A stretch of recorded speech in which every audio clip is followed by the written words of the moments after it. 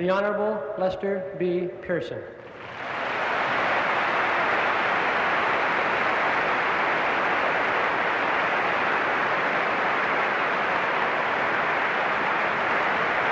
Ladies and gentlemen,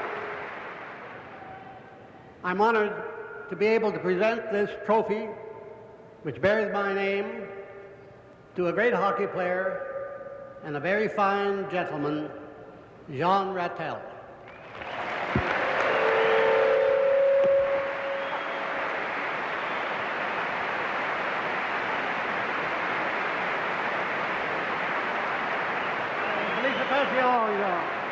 Bonne chance.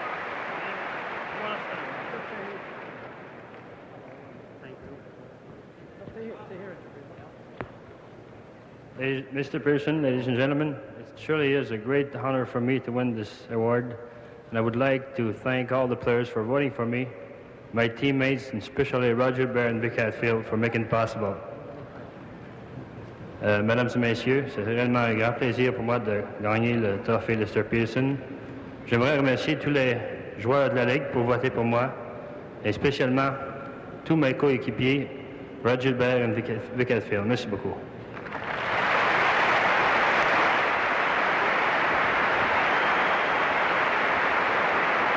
Of course, Jean Rattel was the winner and a very worthy one. And the Soviet team is just coming out on the ice and is receiving a very excellent reception from the fans in the Maple Leaf Gardens.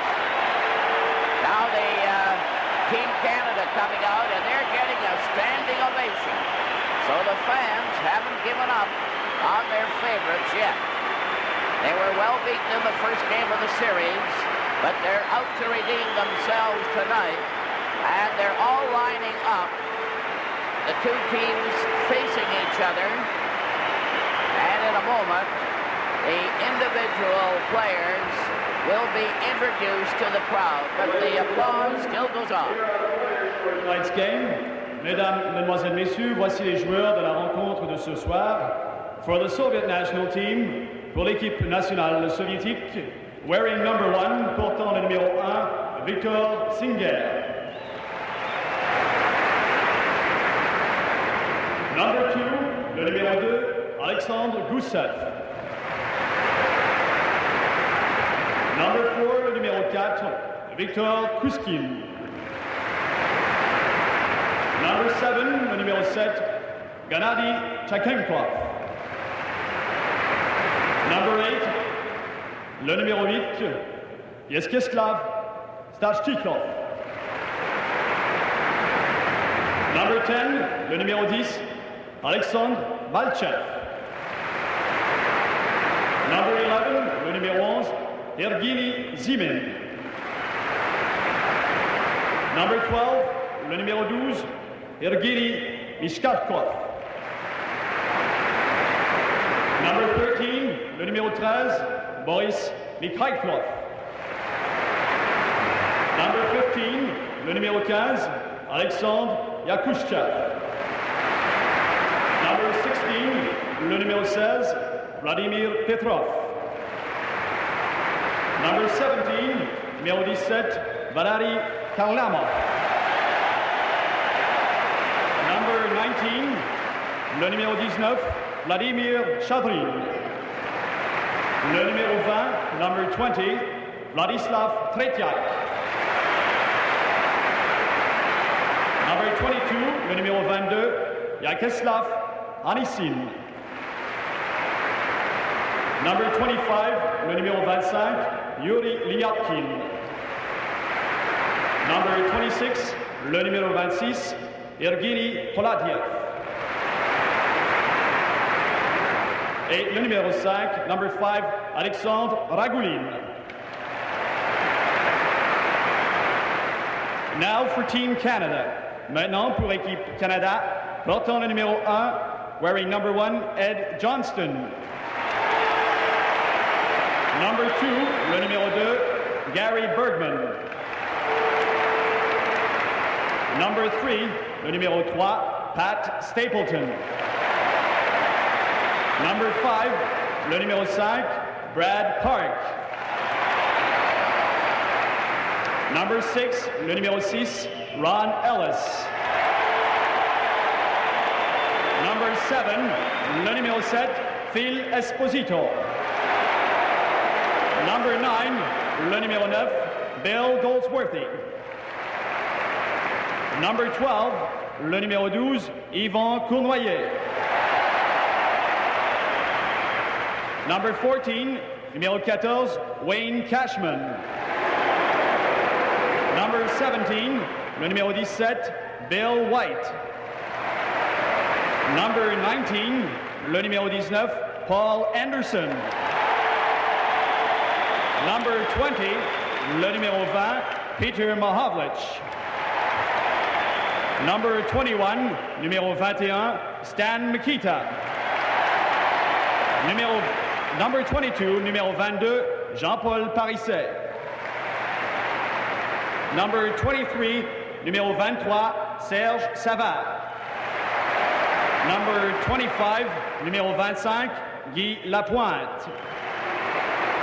Number 27, numéro 27, Frank Mahovlich. Numéro 28, number 28, Bobby Clark. And number 35, numéro 35, Tony Esposito.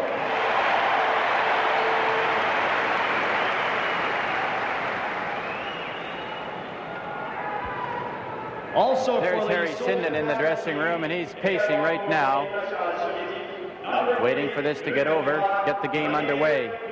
Coach Sinden knows how important this is for Team Canada to come back and win this first game, because this is an 8-game series, not just a 1-game affair.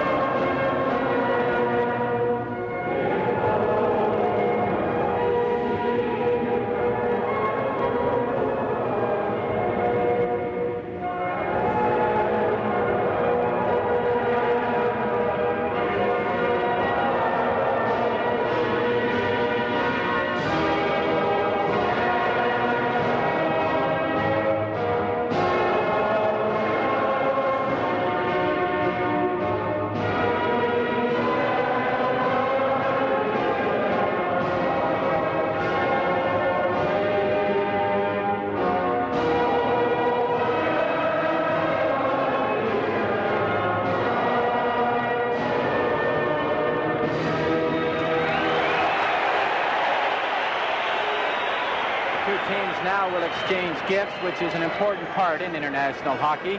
Team Canada will be giving the Soviet players an Ontario crest and cufflinks from the province.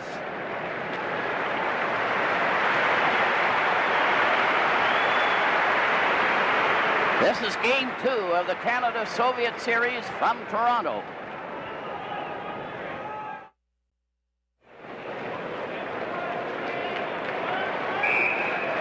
players are warming up for the occasion. And the starting lineups for the Soviets, Ragulin and Sagankov, the defense, Starshinov, Zeman, and Harlamov, the forward line, and Tretriak is the goalkeeper again. For Canada, Gary Bergman and Brad Park, the defense, the line of Bob Clark, Paul Henderson, and Ron Ellis, and Tony Esposito is playing in goal. And the Tretriak is just coming over to the group that we're having a huddle for the USSR. Here's Tretriak now, who was left out of the conference. And of course, goalkeeper Esposito for the Team Canada, 35. And this is his first chance to perform in this series. Harry Sinden is all keyed up for this one. Got quite a surprise on the first one. There's Starshinov standing there at center. He's a veteran for the Soviet team and his first game in this series. That line has cleared it back at center ice, and Canada clear the puck in. Ellis racing after it. Raglan was over on the wing, and it's called on the knocking the puck with the glove, and the face-off is going to be to the left of the Soviet goal. One interesting thing right off the bat, Foster, to show the flexibility of the Soviet lineup, they have now moved Starchinov, a 32-year-old veteran. He started the game as the center. Harlamov, who was the game's top star in Game 1 in Montreal, moves over to left wing from right wing, and they move Zeman, another right winger, up from another line and put him in at right wing. I see the Soviets are again juggling their lineup. Looks like they've been watching too many NHL games. They're all playing tag now. And Frank Larson and Steve Dowling are the two referees for this game. But the way they're changing players right now, they'll be doing it for the next 10 minutes. This is all part of the game's strategy. When they had 4 lines, it was very difficult for the Soviets to match the Canadians' lines. But with 3 lines each tonight, they're obviously trying to match lines. Well, the Soviets have Petrov, Mihailov, and Mishkov out there. And the puck goes to center ice, coming down the right side. Mihailov had his shot, but it was blocked by Bergman for Canada. Canada trying to come back on the left wing, a long clearing pass to Cashman. And Parisi, Cashman, and Esposito is this line for Canada. Not to second-guess Coach Harry Sinden, but obviously in putting Wayne Cashman and J.P. Parise on the wings with Phil Esposito, I think he's looking for a little more muscle, a little more aggressiveness in the corners. And I think he'll get that out of Cashman and Parise. They have to get that puck to Phil Esposito. They know what he can do with it in front of the net, but they have to get someone who will get it to him. Petrov, 16 for the Soviets, lost the puck against the boards. It goes into the corner. Brad Park carrying around to Cashman, 14 for Canada. Cashman going back to the net. This is first turn for the Canadian team. Cashman at center drives a long one that's deflected by Kuskin. He tapped it, but it's recovered by Parisi, who shot it in front. With failing to stop Esposito, who was really in there hard for a drive. Another drive from the side, bounces over on the far wing. Mihailov cleared across to Petrov. 3 of them going in. A bad pass is recovered by Canada. Esposito handed it right back to Petrov. And a long shot there right on by Mishkov. He's an addition to the lineup, along with both Mikolov and Glinov are out of the lineup for the Soviet team. And a flying puck into the bench is stopping the play. There's Mishkov leaving the ice, who got that good shot. An interesting thing, Foster, on that first shift with Wayne Cashman. He normally plays on the left wing with Esposito. He got pulled out of position a little bit there. He came up the right side, and that's how that play all developed. I think Cashman's going to have to discipline himself tonight to stay over on that right wing. Again, the Soviets are changing. They'll have to establish a ruling right off the bat here, Foster, because the home team generally has the last change. There's the Soviet coach looking at it all, but not saying a word. Starshanov is at center ice. Bobroff is taking a good look there to see what was going to happen, what he'd have to do to get his lines out there. A pass on the left side. Stapleton out there for the first time for Canada on the defense. Tried to clear it over the line. Clark is behind him as Sagankov was stopped. Then another chance for Maltsev, and he couldn't get out. The Soviet trying to organize with Raglan clearing right on to Harlamov's stick. He centered in front, and Pat Stapleton blocked by Starshanov, goes back to the net. Harlamov recovers, but is bumped. Starshanov getting it back to Raglan, and the puck is knocked out by Canada with the Soviets going back behind their own goal. A long pass there.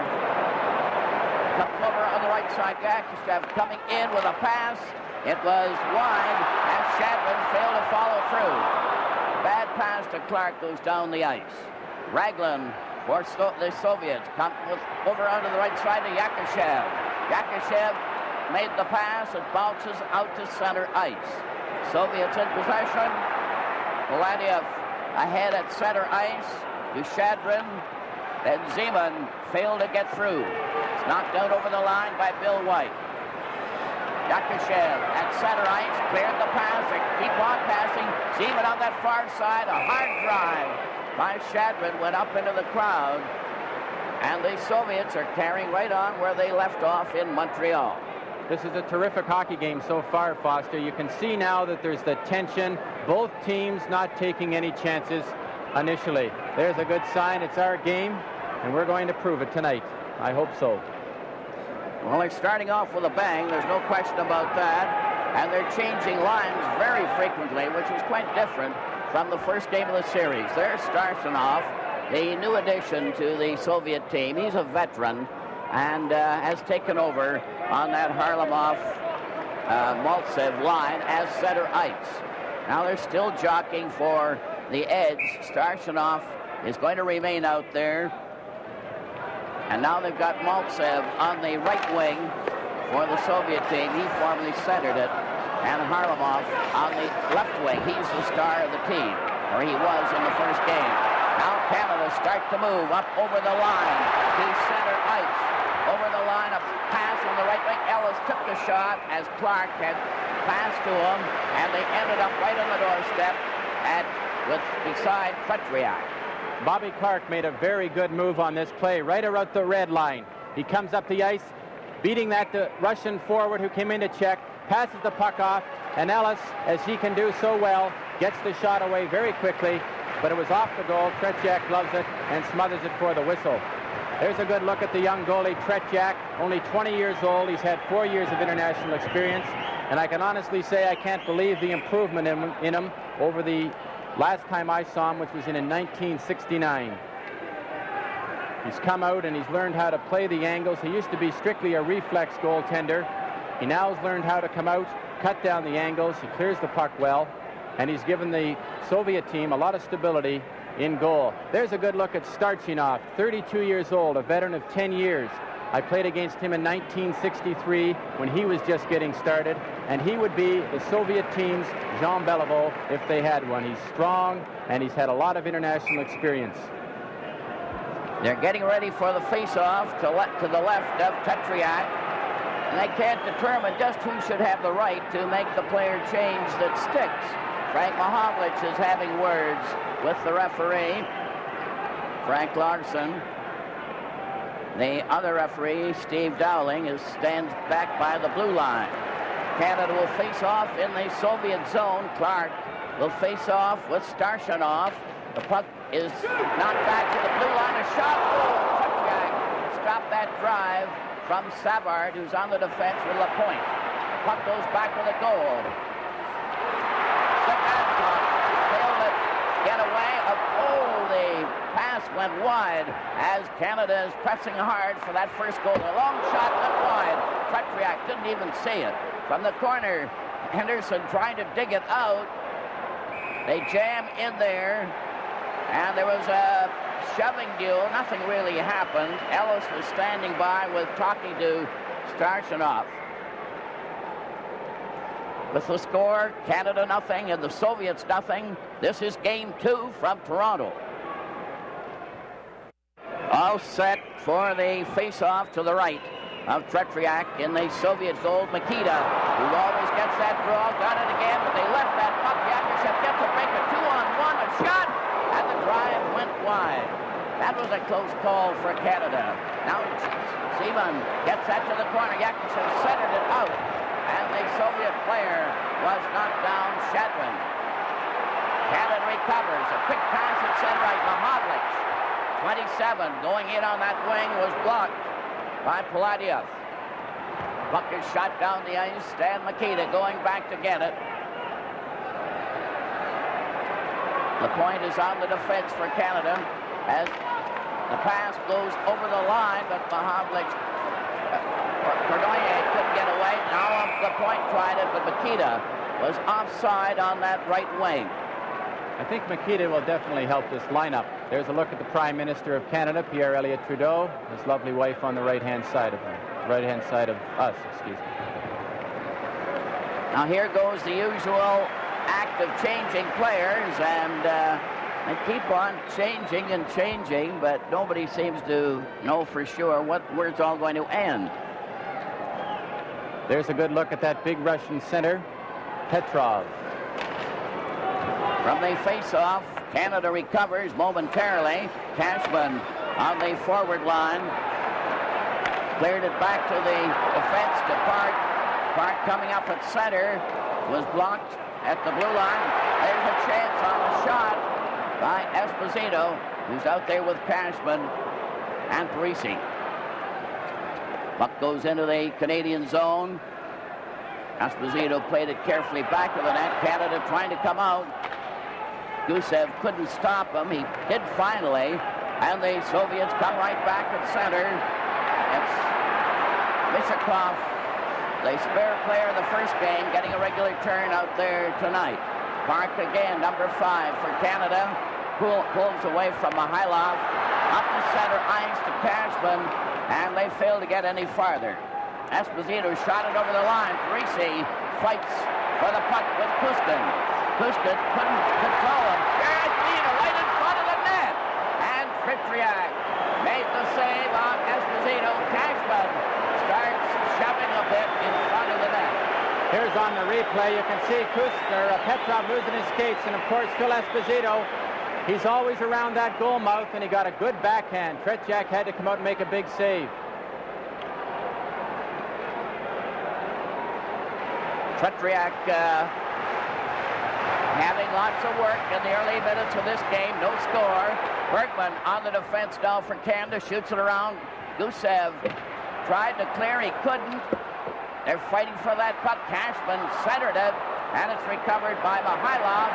Coming down with Mishakov to the defensive shot. Esposito turned it aside to the corner where Park is trying to get back to his own net, clearing on the left wing. Shot out to center, and it was stopped by Gusev. Petrov drives the puck over the Canadian line. Park again takes it to safety, back of the net, over to Parisi, 22. Parisi at center, cleared on the right side, ready and on goal, and Tretiak made a beautiful save on that shot from the right wing by Ron Ellis. Now watch them break up the ice. A beautiful rink-wide pass by Parisi. Ronnie Ellis into the top of the circle there, and that's prime scoring area. Tretiak came out a long way to cut down the angle and smother the puck. Ellis really showed a burst of speed. He was injured in the first game. He injured his neck, and it wasn't known whether he would start in this game, but he was really flying, so there's nothing wrong with him. Clark, Henderson, and Ellis out there for Canada. Shot right on Tretiak, and Henderson tipped at him with a stick, and Tretiak was going to retaliate and changed his mind. Canada's had to have the best of the play so far, Foster. Good look at Ron Ellis there. More changes, and they take quite a time to decide who they're going to have out there. 13:36. No score in the game. Now Canada makes a last-moment change. Peter Mahavlich, number 20. He's an extra forward in this game. And Goldsworthy is on the right wing as Clark is going to do double duty as center for Canada. Clark is 28. Bill White on the defense with Stapleton as the Soviets recover that puck. Yakushev coming down the right wing, a very cagey player, is stopped by Stapleton. They recover again. It's back to the blue line. A fake shot. It goes to a pass. They still control that puck, that Yakushev. Into the corner. Back again to Paladiev. And it's stopped by Canada. And it's down the left wing for Peter Mahovlich, who was stopped before he could get over the line. Zeman, number 11 for the Soviet. Back pass to Paladiev. It's up to center ice. Zeman going in. A shot. It bounces in front. Stapleton knocked his man over. Zeman is knocked over again. The puck is still in front at the blue line. Paladiev got his shot wide of the net. That was close. Goldsworthy shot it out to center. Caron to Clark, 28. And the puck comes back to Stapleton for Canada. A long shot. Lyapkin bringing it back for the Soviets. Over to Zeman, who missed it. Stapleton carrying back for Canada. On the left wing, Frank Mahovlich going in, but Cournoyer went offside. With the score, Canada nothing and the Soviets nothing. This is game 2 from Toronto. There's a look at Stan Mikita just leaving the ice, and I think he's a good addition to this team because there's no question that Stan Mikita in his career has probably been one of the best centermen for puck control in hockey. Of course, against the Soviets, what you're trying to do is to control the puck against them because that is basically their game. It's a game of puck control. And with players like Stan Mikita in your lineup, you have a lot better chance of keeping the puck a lot longer yourself. They don't seem to be able to get this player change right. There's quite an argument going on. They keep changing back and forth. Generally, it's the home club that has the advantage of the last man, but you never can tell on what the decision these officials will make because of the difference in the rules. Foster, I think the problem here is who exactly is the home team, because the Canadians are at home for 4 games. They played in Montreal where maybe they were the home team. Now they have to establish, and I'm sure the referees are going to have to make a ruling at the end of this period as to who exactly is the home team in this particular game. I think we'll be here till midnight if they don't. There's Vsevolod Bobrov, the head coach of the Soviet team, and there's a look at Harry Sinden, who is trying to establish his team's authority in this matter.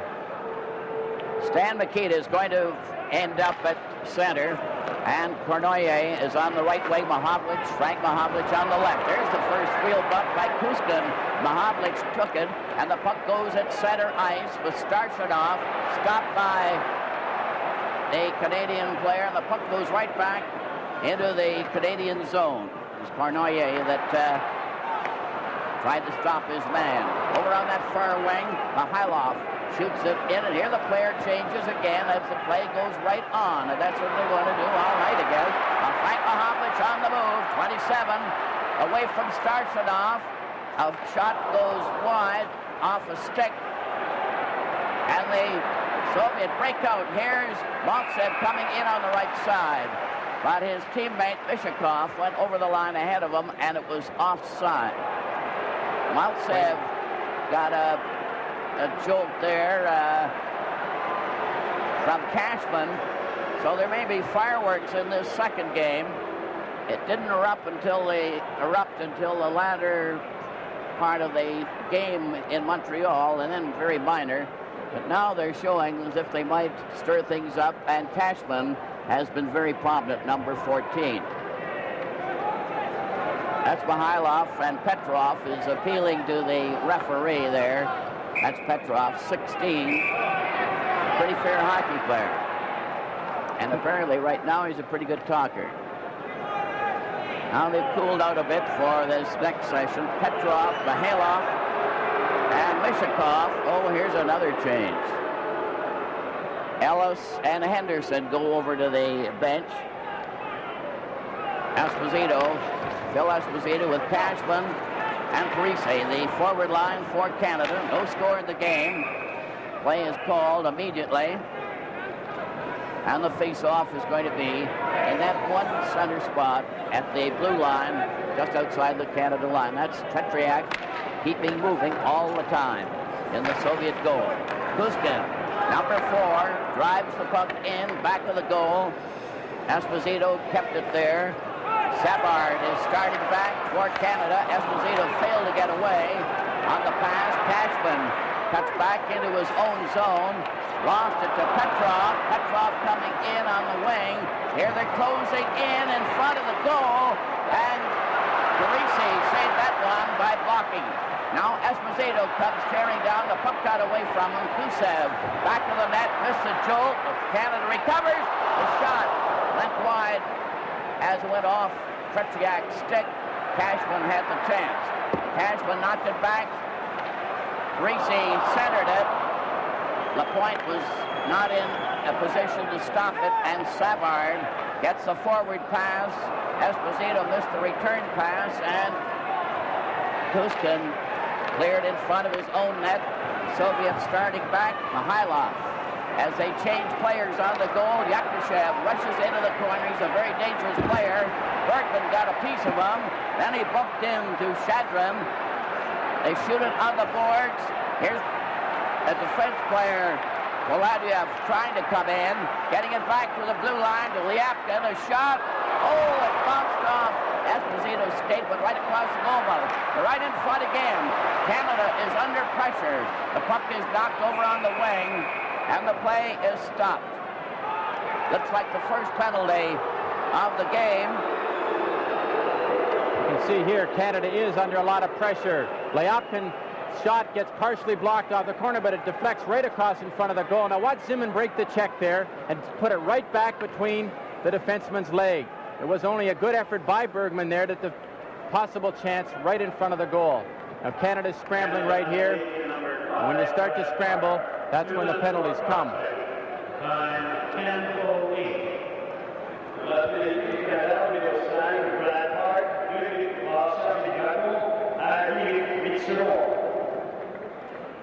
Brad Park, number 5 for Canada, gets the first penalty of this game, the second game of the series. Park for cross-checking at 10:08. Here's a look at some of the players, Dale Talon and Rod Gilbert, both who are sitting there anxiously. Now then Canada will play a man short. Stapleton out there with Bill White, Stan Mikita, and Peter Mahovlich trying to kill off the penalty. As the puck goes down the ice, Sagankov, number 7 for the Soviet, cleared ahead to Maltsev, who was stopped by Stapleton. Mahovlich overskated the puck. Here comes that top star, Harlamov, number 17. He gets his shot wide. He bounces over to Maltsev. Maltsev stands there. Set right front. Oh, a great save there. The best of the night by Esposito as that puck came right in on the corner. That was a close call. Peter Mahovlich, 20, trying to get that puck, dragging it around, goes to center. He's out there now with Frank Mahovlich. Peter Mahovlich fighting with that puck, finally knocked it back to Bill White, giving a great exhibition of killing off a penalty. And then he also bumped into Harlamov for good measure. Sagankov gets it back to Maltsev. Maltsev comes in with a shot wide. Lutsenko out there for the first time for the Soviets. Here's a fan shot by Sagankov, giving the puck to Clark with Ellis. Ellis going back to the Soviet goal. Soviets recover with Starshinov, getting it across to Lutsenko. Starshinov at center. Starshinov is 8. And Maltsev couldn't control that puck. It goes right down to Tretiak. And the Canadian team checking brilliantly. Clark drags that puck in the corner. Starshinov bumps into him. Gusev starts shoving, and the sticks are high, but nothing is developing. With the score, Canada nothing, and the Soviets nothing. This is game 2 from Toronto. 12 seconds left in Park's penalty. 12 seconds. Face off in the Soviet zone. Mahovlich tapped it to Gusev. Gusev clearing ahead now to Mishakov. They're moving up with Petrov. Failing to get a shot. He recovered from Stapleton. Goes to the side. And the pass to Mihailov was intercepted. Stapleton couldn't get past center ice when covered by Mihailov. Number 13. He must be courageous to carry that number. Cashman on that far wing with Esposito now. Mahavlich on a player change.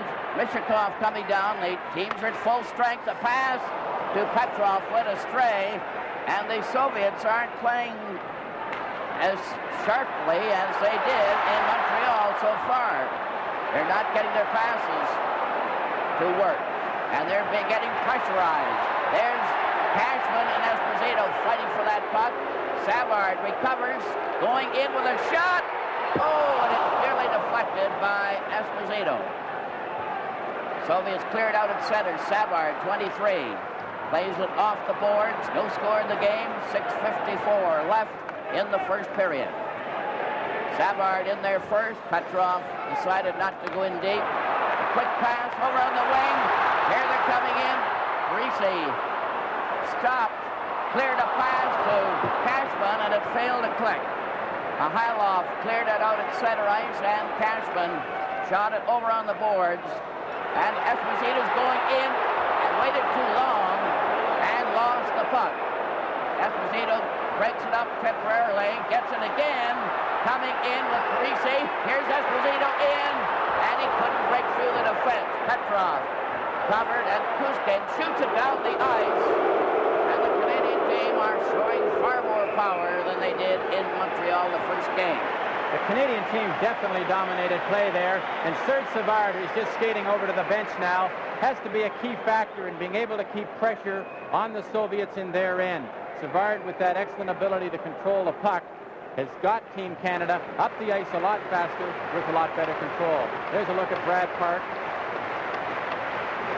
This is a different hockey game, the way they're hitting each other, and Team Canada has had a definite edge in the play so far. Bergman keeps that puck in. Gladiev nearly lost it. Now Zeman breaking out for the Soviet to center ice with Yakushev with them. Going in at Park. Played it over on the right wing to Ellis. The pass is too far. Henderson tried to bump his man. Here's Clark coming in on the left side. And Tretiak kicked that one out. Another pass to Ellis, bounces off. A long pass to Yakushev was grabbed off there. That was a close call as Park just was able to get a stick on that one. Zeman, number 11 for the Soviet at center. Over the line, bumped into a stout defense. Shadron was on the right side going after the Canadian player.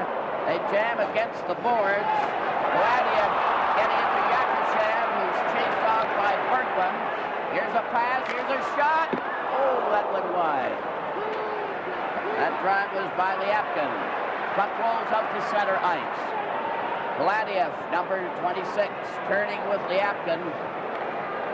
And there's the star, Harlamov, of the first game with Yakushev coming back at center ice. Maltsev went into the corner, more bumping, and here's a threatening move over on the far side. Little talk going on. It was interesting there. You see Tretiak coming back out. He was off the ice there for a good 10-15 seconds. The Soviets had 6 attackers in Team Canada's end. Henderson is getting the penalty that caused all the commotion there. It was one of those delayed penalties. And Tretiak did skate off to give them an odd man. For tripping. The time 15-19. 15-19. Canada, numéro 19, Paul Anderson. 2 minutes pour pouvoir faire trébucher à 15 minutes, 19 secondes. They're getting ready for the face-off. Henderson off for tripping at 15-19. Starshinov is talking to the referee. There was quite a scuffle there on the boards. It looked as if 2 or 3 might have been under fire there. make an interesting thing so far is Team Canada is living up to their name tonight. They are definitely playing better as a team, and they're also managing through their strong team play to isolate the Soviets. They are very strong as units, but if you can isolate their players down to individuals, you can neutralize them. There's Tritriak, number 20, in goal, the 20-year-old for the Soviet. There's Stan Mikita getting ready for the face-off. He's arguing about it with Starshinov. Now they're going to put Mikita out of the face-off zone. And brother Peter Mahovlich goes in for the face-off, and they stop that one. Canada have had both penalties so far.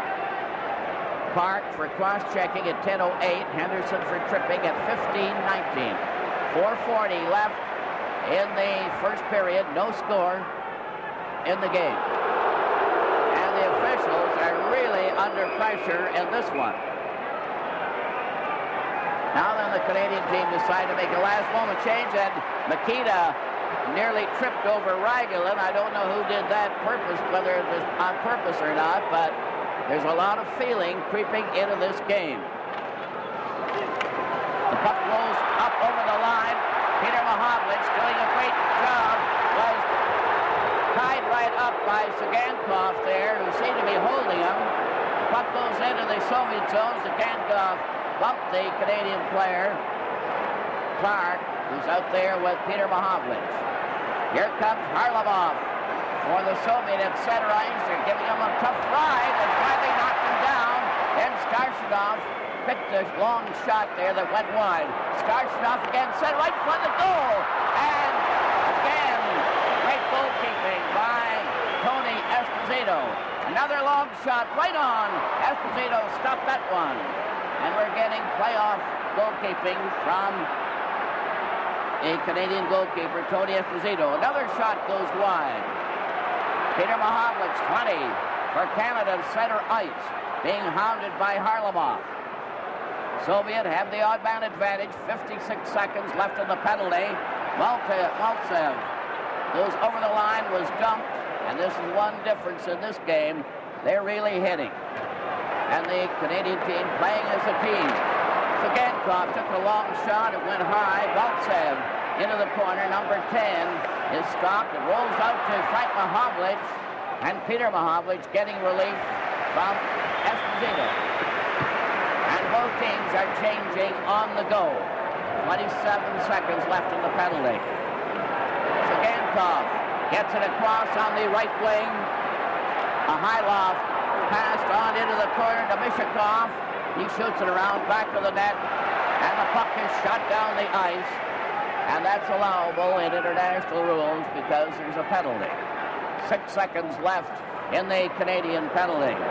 Here comes Mishakov passing to Petrov on the far side. A shot, and it rolls right off to the side. A great save again by the goalkeeper. Another pass, and Bill White shoots it away. Canada at full strength. And the Canadian team decide to change on the go. No score with 2:22 left in the first period. And a real battle all the way. Petrov took a long shot from the way out. They have Mihailov and Mishakov out there as their forward line. The Soviet changed 2 players on their lineup. Quick pass on the left side. Canada on the attack.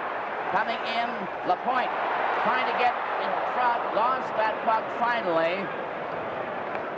With Mishakov making a rink-wide pass to Petrov. He got a jolt for his pains. Puck goes back to the net. Savard trying to get away from his check is stopped. The Soviets certainly could back check. Savard is chased into the corner, 23.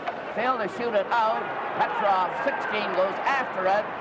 Mihailov was waiting, but Canada intercepted and lost it right in the same move. A return pass by Mihailov went to the corner. Canada getting it. Canada on the move at center. Parisi was offside on Clark's long pass. With the score, Canada nothing and the Soviets nothing. This is game 2 from Toronto. Shadron will take the face-off for the Soviet. Zeman is on the wing. And here go the changes again. Yakushev is on the left wing. Zeman is on the right wing. So that they still haven't got that straight. They have 1 minute and 12 seconds left in the first period. No score. And on the defense, Lyapkin and Poladev are out there for the Soviet. Bergman on the Canadian defense. Pass. Got it over on the wing. Bergman with Cornoyer swerving around on the far wing. Frank Mahovlich picking his way out past the Park and went behind him. And Park recovers. The big difference in this game has been in the back checking and the hitting. What a difference. Up to Mahovlich. He passes back to Cornoyer. And Park was bumped and lost it. A race for the puck. Zeman comes after it. Bergman took him out. Then falls. Zeman gets it again. They have a man in front, Yakushev. The puck goes back to the net. Yakushev watched by Park, and they're really hitting. Puck is recovered by Canada. Stan Mikita was dumped by the Soviet player Yakushev, and the play goes right on. Frank Mahovlich down the left wing. Mikita was hurt on that play. Mahovlich was dumped by Zeman, and they're getting away with a lot of illegal checks, and the bell goes. You can't even hear it for the crowd. And Mahovlich dumped Poladia, and they're really working up to a boiling pitch.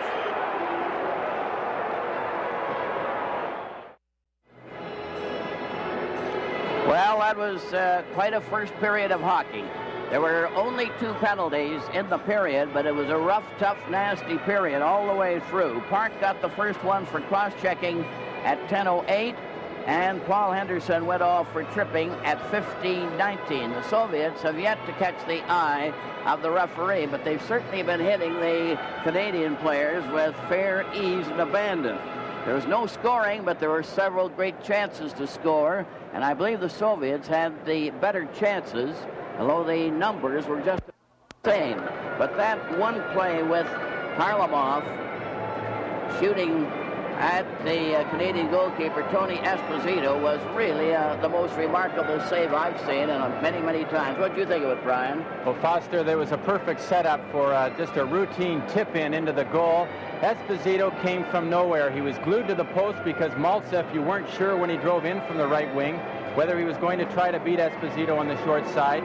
He slipped it right across the goal mouth, and Harlamov had to have been the most surprised player in the rink because he thought he was just tipping it into the goal, and Esposito's pad came out of nowhere and kicked it right back out.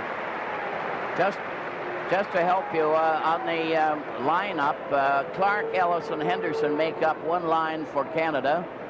Stan Mikita, Cornoyer, and Frank Mahovlich make up the second line. And Phil Esposito, Cashman, and Parisi are on the so-called third line, but not in that order necessarily. Goldsworthy and Peter Mahovlich are extra forwards. Brad Park and Jerry Bergman play together. Lapointe and Savard have been playing together. White and Stapleton also a pair. The shots on goal, Canada outshot the Soviet 10-7. Canada 10 shots on goal, the Soviets 7. But it was a very close, hard-fought first period, and it's a question whether the Canadian team will have the stamina to carry through that hard hitting. There's no question tonight that Team Canada is playing basically a much better hockey game than they did in Montreal. And of course, most of these players have already played one game, and they're now starting to get the feel of it, and they've now removed any of the unknowns against the Soviet. Stan Mikita is very incensed at, I assume, at some of the infractions, as well as the fact that the player changes have almost become a joke at times, but they may have settled that in the intermission between the first and second periods.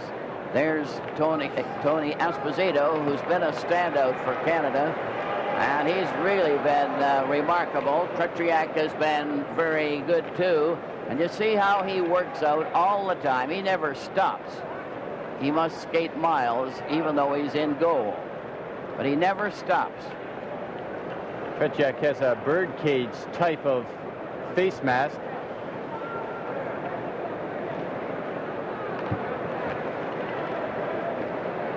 That's there's a difference in masks there. That's Esposito's. So you see there's a complete difference of opinion even on the masks. The players are just standing around there waiting.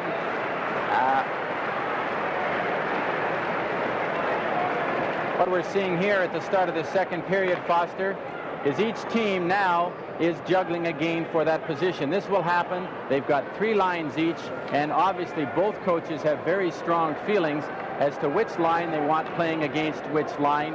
And now the referee is going to have to intervene, put down his foot, and establish who has the last change. Well, Shadron is out there for the Soviet.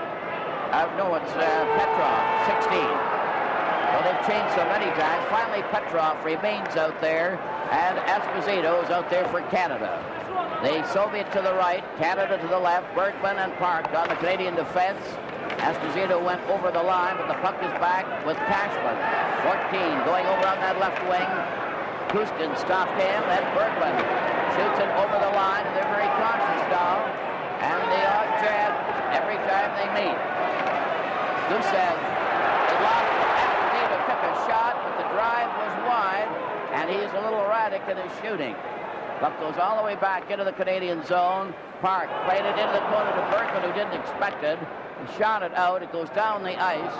Risi is on that left wing for Canada. Cashman, 14 on the right. Esposito at center. Now Mishakov cleared it to Mikhail. Down out the right side. A shot. Oh, a nice save. Another shot. And Esposito covered on that angle. And we're getting tremendous goalkeeping by Esposito in the Canadian net. Cashman goes in back of the Soviet goal, cutting around, being checked by Kuskin. It's cleared out by Mishakov. A quick break by Mikhailov, who's coming in on goal. A shot. Oh, and another save by this Esposito. Is miraculous the way he's been making the save. Bill Esposito goes down, is upset. There'll be a penalty. Gusev upset him. The goalkeeper skates off. Canadian team have an extra forward. Mikita out there as they jam in the corner. They still have the puck. It's back of the goal. Mikita's trying to center it out into the corner. A shot back of the net to Mikita, who races after it. Back to the blue line to Stapleton to Mikita.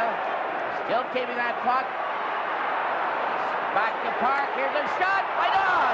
Esposito couldn't get the rebound, but they still retain possession of the puck.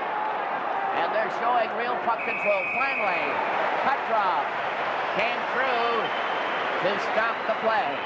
Definite penalty here, and really Esposito had him beaten. Look at the long swoop. He gets around to the outside, and had Gusev not tripped him, Esposito, only being at the dot in the circle, still had lots of room to cut back in towards the goal.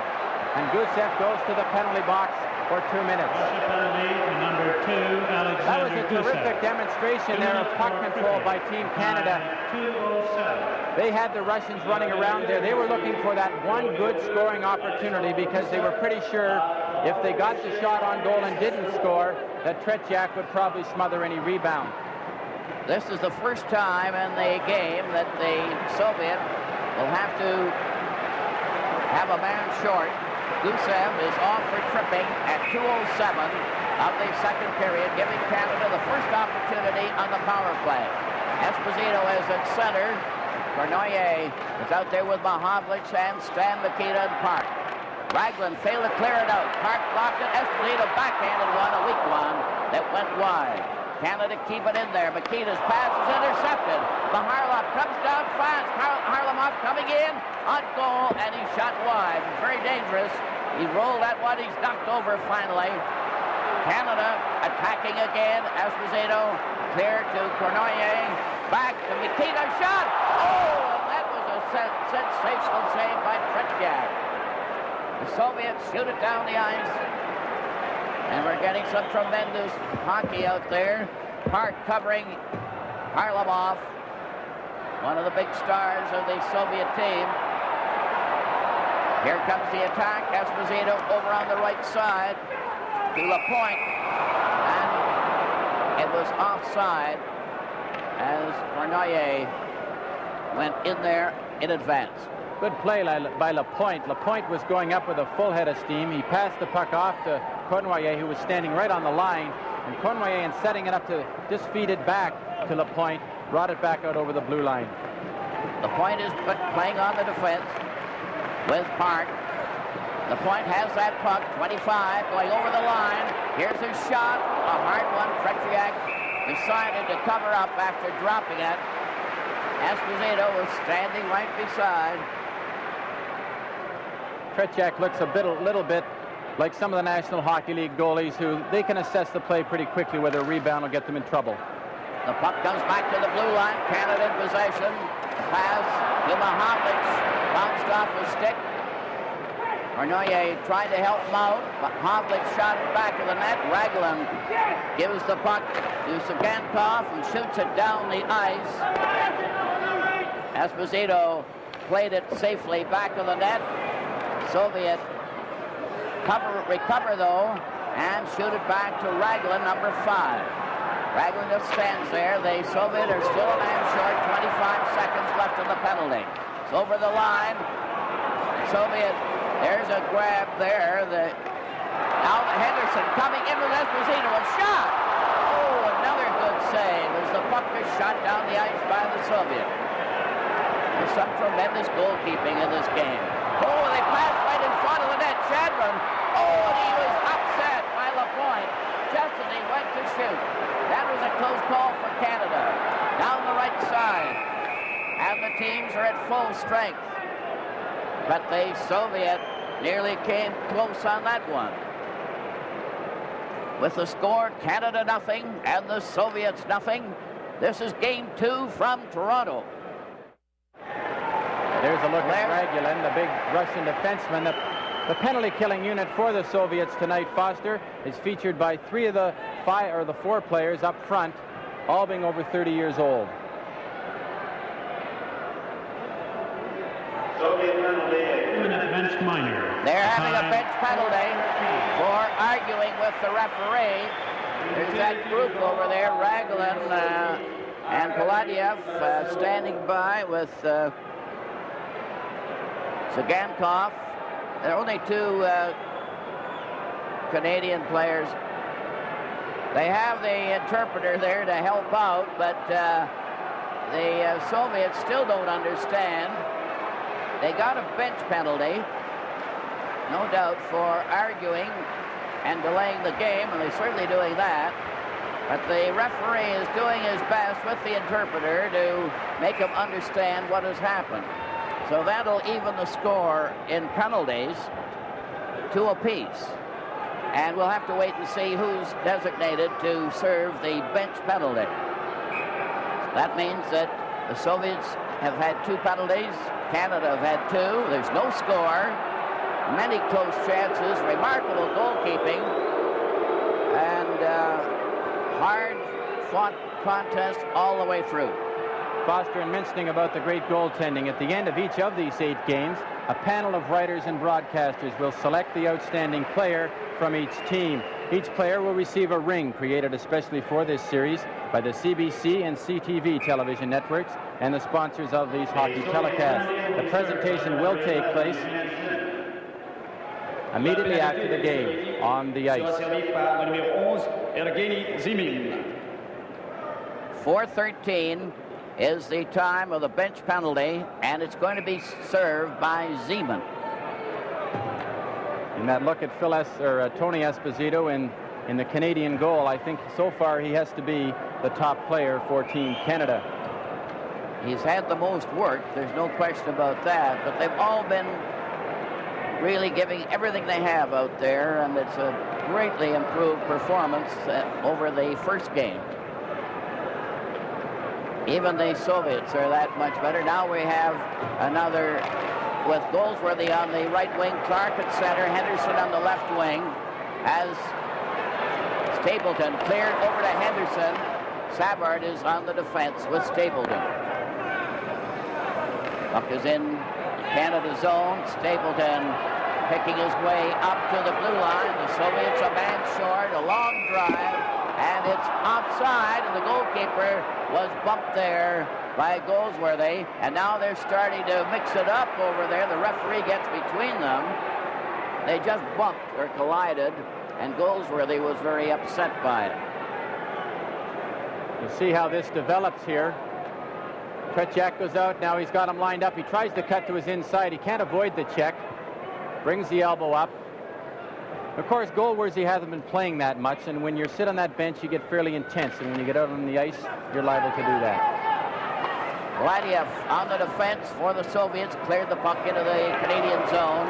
Stapleton for Canada at center, over the line, closing in. A pass by Clark went astray. Then Petrov is given a jolt against the boards. Clark trying to dig it out. They pile up back to the net. Goldsworthy gets into it. It's back to Savard, who cleared into the corner, and Mishakov drives it down the ice. Mishakov cleared that one down. Starchinov is out there with him. Number 8. Canada on the attack again with the man advantage. No score in the game. Savard coming in. Took his shot. Tretiak covered the short side perfectly. Soviet cleared out to center ice. Savard trying it again. Goes over on that left wing. And the Canadians are changing on the goal. Frank Mahavlich is out there with Esposito as the Soviet cleared back into the Canadian zone. Soviets changing too. Esposito missed the pass. Cournoyer couldn't get near it. And it's Mishakov coming over on that right wing to center, number 12. He's there with Shadrin, and he failed to get a shot on goal. Cournoyer down with Esposito and Mahavlich. Esposito wasn't in position. Shadrin cleared it to the side. Mishakov shot it down the ice, and it's called. Here's a look at this tremendous crowd in Maple Leaf Gardens. There's not an empty seat here, and they're just as receptive to this game as they were to Game 1 in Montreal.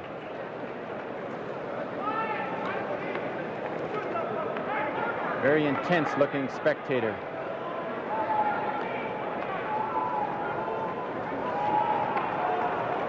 Of course, with no score in the game so far, Foster, the intensity will build up with each passing minute because that first goal then becomes all that more important. Yes, you can feel the tension mounting all the time, although it's been at fever pitch right from the beginning.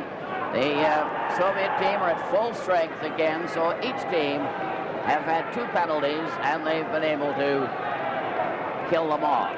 Esposito remaining at center ice for Canada. Got the draw, but right back to his brother, and the puck is shot by Tony Esposito to center ice. Esposito took it off Zeman and fired a shot that is recovered by Luchenko. Up the center. Again, Parisi out there now with Park. Gets it over to Bergman. Esposito missed the pass. Luchenko gets it over to Zeman. Zeman coming in with a backhand pass and failed to click. The Petrov grabbed the Esposito. Cashman goes in and carries his man down, and he wasn't a bit particular how he took Luchenko out of the play. Luchenko kicked at the puck to get it out. It's brought in by Cashman, a rugged performer. Esposito was dumped on the play, and it looks as if there's going to be a penalty to the Soviet. The goalkeeper's waving. Yeah, here's Esposito. Right by the goal! Esposito. Phil Esposito has scored for Canada.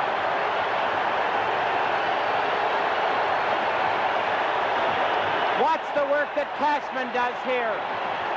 He does an excellent job of getting Phil Esposito the puck. Now look at the quick move across the goal mouth. And he jams it in the far side. Absolutely super goal by Phil Esposito. Never leave him on the doorstep. But Wayne Cashman has to get credit. He fought and fought and fought for that puck. And he got it across to the man he knew could do something with it. And Phil Esposito made no mistake. Assist number 5, Brad Park. and number 14, Wayne Cashman. The time, 7:14.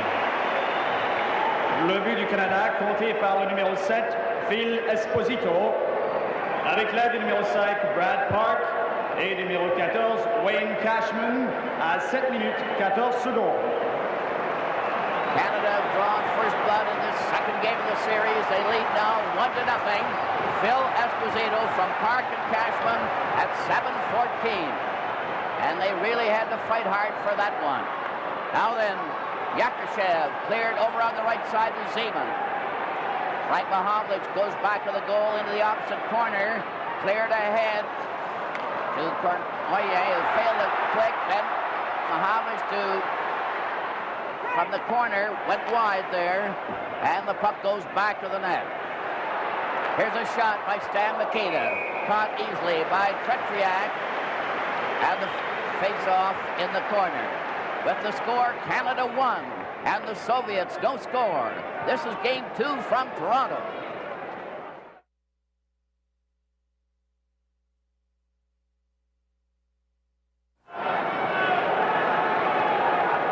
The leader of the opposition, Mr. Stanfield, with Ontario's Premier, Bill Davis. From the face-off, the puck goes loose in the Soviet zone. Canada pressing hard while they lead 1-0. Clark getting it back. It's deflected, and Maltsev got it up to the Canadian line. Now Henderson, a pass to Clark.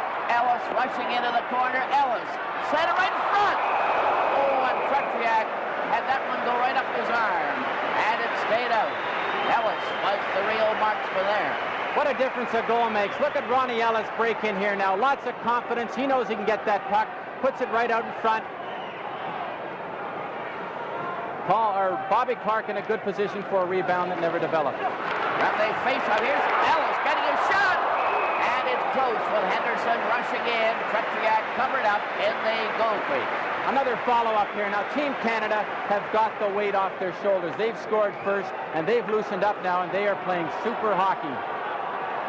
Canada playing every man up. The Soviets shoot it out against the boards. They're arcs at that, so it doesn't go down the ice. Savard, 23, over onto the left wing to Henderson, across to Clark. Ellis was waiting, but Clark fell over and missed his chance.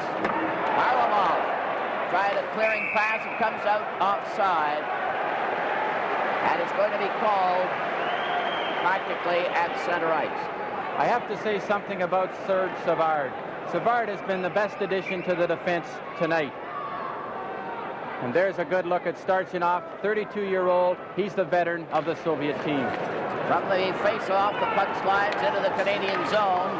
It's lobbed right out quickly, and Starchinov got a jolt from Clark. Raglan cleared it over on the side. Oh, then a pass is left there. Clark getting it back on the right side, and they're certainly not sparing the horses the way they're bumping each other. Now in on that side again, a pass right in front. Nikita can get a shot. Here's Clark's shot, up wide of the net. It bounces high in the air, and a jamming session around the Soviet goal. Ellis and Starchinov shoving a bit, then they come in. Clark comes in from the behind to cause a regular congestion around the net. Here's a shoving duel, and they're getting a bit obstreperous there, and the two officials are trying to cool them out. I can tell you one thing about Starchinov. At 32 years old, he's been international hockey for 10 years, and he is just like a Gordie Howe out in the ice. Hit him once during a game, and you'll have to watch out for the rest of the evening. I was always under the impression that international rules wouldn't allow any rough stuff in a game, Brian, but I don't think I've ever seen an NHL game with more of the old gusto than this one. Well, as they say, Foster, they've come a long way, baby. Raglan, number 5, he's quite a campaigner. He's another veteran of the Soviet team, and he's been handing it out and taking it right through. Stan Mikita at center. Here's Mahovlich's shot, and it was stopped. At the defense there, that was a hard drive by Frank Mahovlich, who wound up, and Lyapkin was the one who made the stop. Tretriak, I doubt, could have seen it. Cornoye is on the right, Mahovlich on the left with Stan Mikita. Yakushev clears back of his own goal. Polatiev played it, but not out. Pat Stapleton keeping it, but it's back to center. Now Stan Mikita over that line to Mahovlich, and the shot is wide. Bill White keeps it in the corner. Lyapkin plays it over to Polatiev. Stapleton again keeps it in, and the Canadian team are keeping a power play on them, even though the teams are full strength. Polatiev finally shoots it down the ice. Esposito played it himself. It's cleared out to Mikita, went off his skate, and Polatiev shoots it out to center ice. The Soviets aren't having the same freedom with their passing. Mahovlich tested Tretiak with a long drive. Here's Yakushev coming up over to Zeman, who can't get up in time. Zeman had it, he didn't know it. It hit his skate. Another shot wide of the Canadian goal. Yakushev centering it at the blue line, and here comes the passing play of the Soviets. Bill White broke it up, gets it over to Mahovlich, but Esposito going in front of that. Tremblay fired a shot that was wide. Now Bill White gets a chance. His shot hit the Soviet. Yakushev coming up to Zeman to Yakushev. He's right in, and the drive was wide. And you can tell by the Soviet shooting that they're taking a pounding, and they haven't got the confidence that they were showing in the first game. You'll see this now. The Canadian team has gotten trapped. They have a 2-on-1, but Whitey Stapleton plays it beautifully. He forces him to shoot that puck wide. Frank Mahovlich comes in behind the net, and he traps it. Now Stapleton plays the 2-on-1 just perfectly. He forces Yakushev really to shoot wide, because when he's sprawling like that, it was either in his pads or it had to go off the net. Frank Mahovlich tries to trap it behind the net, and it slips under the back. They've got the Petrov line out there with Mikhailov and Mishakov. Canada and Bergman and Park on the defense. Esposito at center. He seems to be out there a lot. Parise on one wing. Cashman on the other. The puck is up over the line, and Park overskated it. Mishakov comes right back. Pass to the right wing. Bergman stopped Petrov without even touching him. He made a run at him. Esposito picking his way out. Cleared it on the left wing. Cashman going into the corner after it. Cashman manhandles Luchenko. Canada still has the puck. Esposito to Cashman. Right in front of the net to Esposito. He shoved around. He got that puck out in front. He's a hard man to take out. Puck comes back to center. Bergman shot it, and Kuskin broke it up. Petrov coming in on the side. The drive bounced over to the boards, and it shot down the ice.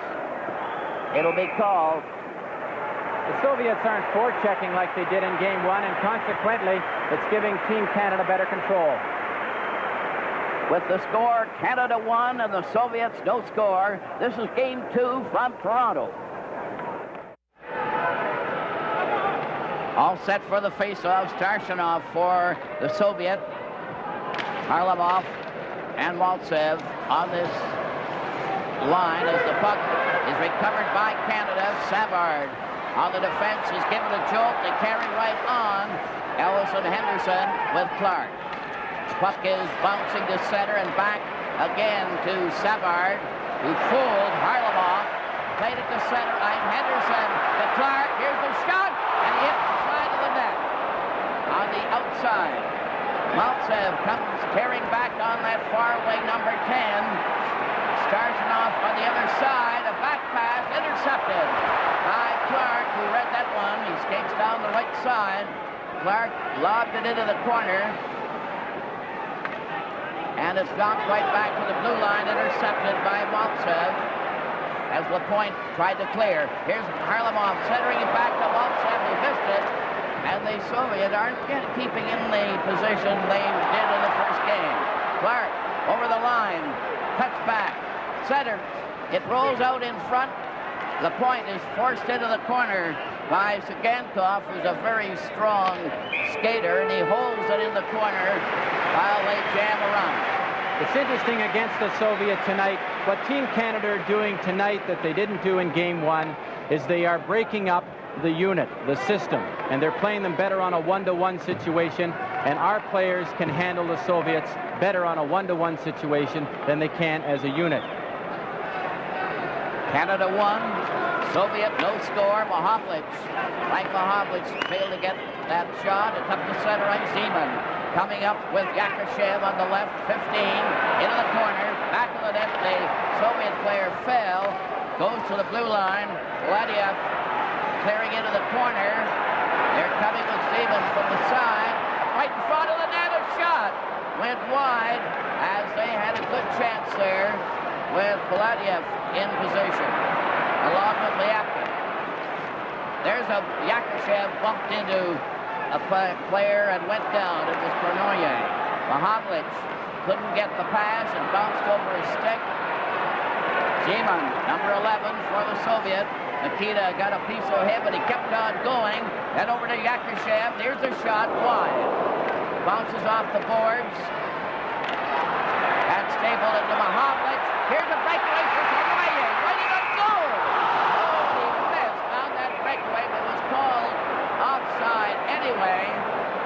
But Kornoye had a great chance as he went in there. Watch Kornoye walk in here. Now he pulls him to his outside, but Tretiak has that far side covered and deflects it into the corner. Also very alertly plays the rebound coming off the boards. But Frank Mahovlich saw Kornoye breaking, and he just had to get that puck up to him. 5 minutes and 57 seconds left in the second period. Canada won. Soviet no score. Pat Stapleton going back. Bill White is on the defense with him. 17 carrying the puck. Chased on the play by Mikhailov. Mishakov lost it to Bill White. He shoots it around back with a goal. Parisi jammed against the boards by Kuzkin. They mix it up. Here Canada getting a chance, and a shot by Esposito went wide. White keeps it in there. Cashman goes in to help Esposito, but they missed on their passing. The Soviets bring it out with Lachenko making a long pass into the Canadian zone, and a shot out to center to Kuzkin, who lost it to Esposito. Phil Esposito played it over on the wing to Stapleton. Stapleton tried to center it, went high, and went to the opposite corner where Phil Esposito checks his man. Mishakov gets a jolt there as it's passed right in front of the net on that robust play by Cashman. Up to center ice for Mikhailov, and he was knocked for a loop on that one, but there's going to be a penalty on the play for tripping.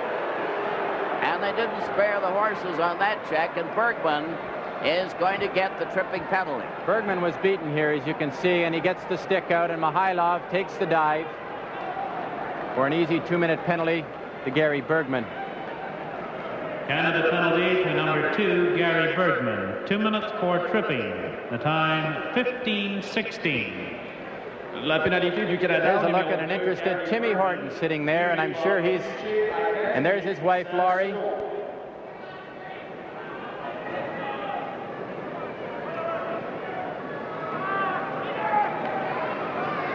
Getting ready now for the face-off. Bergman is off. Canada having their third penalty of the game. The Soviets have had 2. Canada leading 1-0, and it's very close, and it's really thrilling hockey all the way. Maltsev is out there with Starshinov at center. Harlamov is on the left wing. Lachenko is one of the defense players with Zigankov. I think the key factor in the game for Team Canada has been the defense.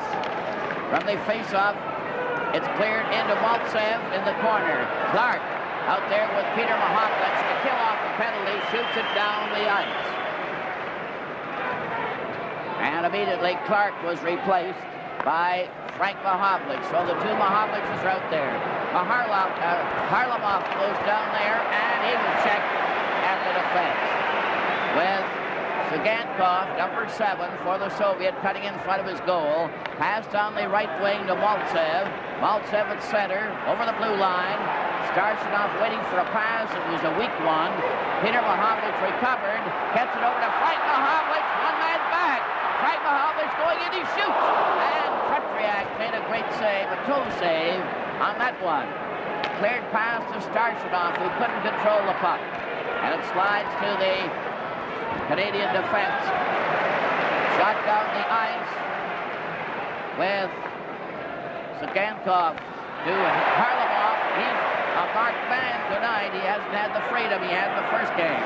Lechenko ahead to Maltsev, 10. He played it back. It's a weak pass. And the Soviets aren't nearly as pass perfect as they were in the first game. And there's a reason. Sagankov coming in with Maltsev. Maltsev playing it back to Lechenko. Intercepted by Mahovlich, and Lechenko had to go back for it. 3:12 left in the period. They're changing on the goal. Canada's still a man short. Here's Maltsev clearing over to Yakushev. Yakushev made a bad pass. Peter Mahovlich took it out to center ice. Still has it. Took it away from Shadron. Still goes. Bumped into Paladiev and lost the puck. Now back come the Soviets to center ice. Yakushev over that on that far wing. Zeman back to the blue line to Paladiev. They're closing in, looking for a pass. Back to the blue line. Over in the corner. Lapointe trying to watch his man with Park. And a bad pass goes out to center ice. Paladiev having to go back for it.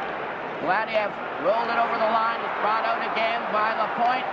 Over on the right side to Ellis. A deflection right on. Henderson missed on the rebound.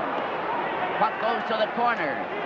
They shoot it around back to the goal. Paladiev takes a look.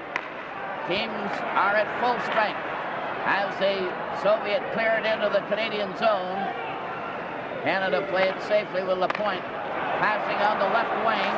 A long pass is intercepted by Henderson's pass. And Ellis got back to break it up to Henderson, and it was offside. And it's called back to the blue line. With the score, Canada won, and the Soviets no score. This is game 2 from Toronto. All ready for the face-off at the blue line, and the puck is shot into the Canadian zone. Teams are at full strength. Cashman trying to get that puck out.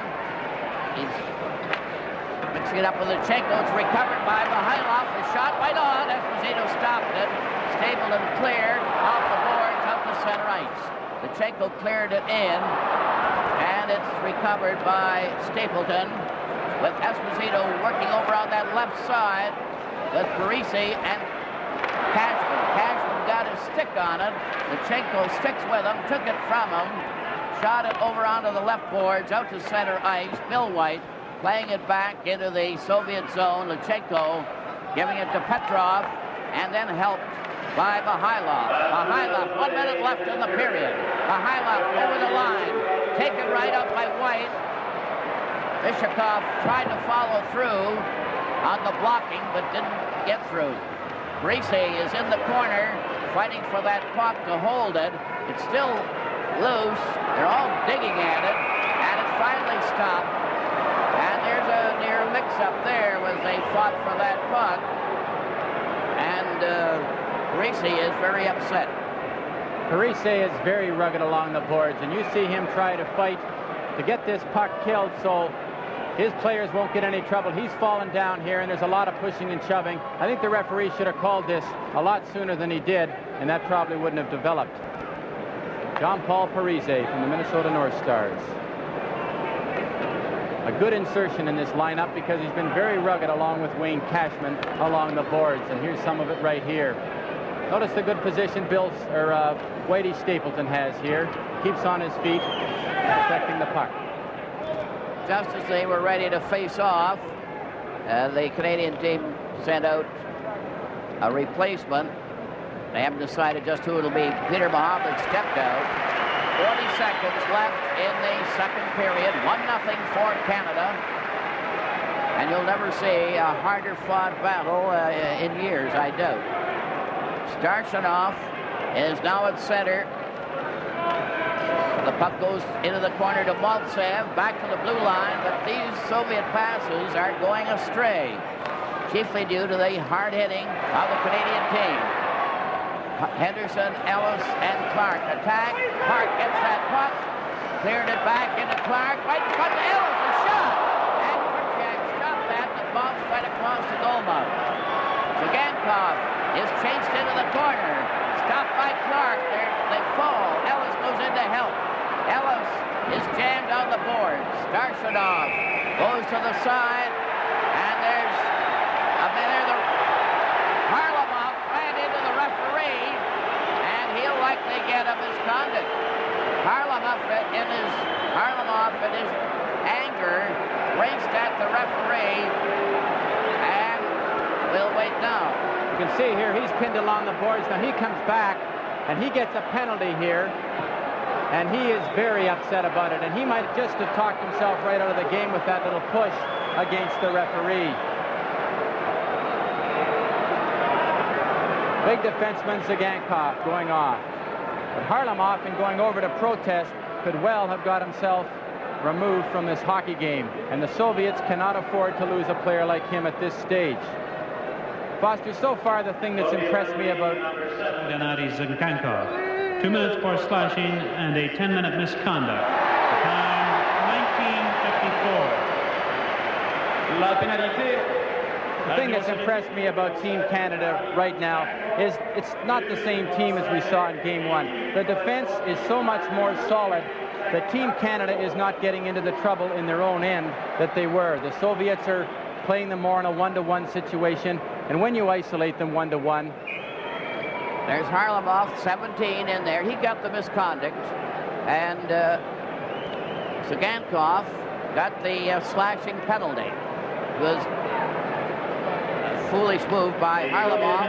And then Bobrov, the coach, is getting into the act and having his say, even though it's in Russian. He apparently made his point. But Zagankov, number 7, and Harlamov was the one who shoved the referee. Now they're lining up with the Soviet, a man short. Nikita got the draw, as he generally does, to Park at the blue line. There's her shot! Krutchak stopped that one. It bounced in the air. Nikita was jamming in back of the net. And that's quite a skirmish at the end of the second period. With the score, Canada won, and the Soviets no score. This is Game 2 from Toronto. Another player that impresses is that Zagankov. He certainly is a rugged customer while he's in the penalty box, or will be for the start of this third period. He's played a very aggressive game. He's going over in the penalty box now, along with the Harlamov. Harlamov is 17, and he'll be in that box longer than anybody else. From the face-off, the puck is cleared into the Canadian zone. Soviets are a man short. Up over the line at center. 2 10-minute periods in this third period. I think the big thing in this third period for Team Canada is for them to enforce upon the Soviets that Team Canada plays their game. So far in this game, Canada has played the game the way they've wanted to. And if they can persist here in the third period, I think we'll skate away a winner tonight. Esposito at center, facing Mishikov, who seems to be out there on all penalties. Starshanov as well. Lapointe goes in back of the Canadian goal. Bernoulli is going down the right wing at center. Over the line, one man back. He left the puck there. No one was there. And it's knocked back to the blue line with Lapointe clearing over from the side. Park failed to get out. Recovered the puck when he bumped into Starshanov, number 8. Park goes back to the net.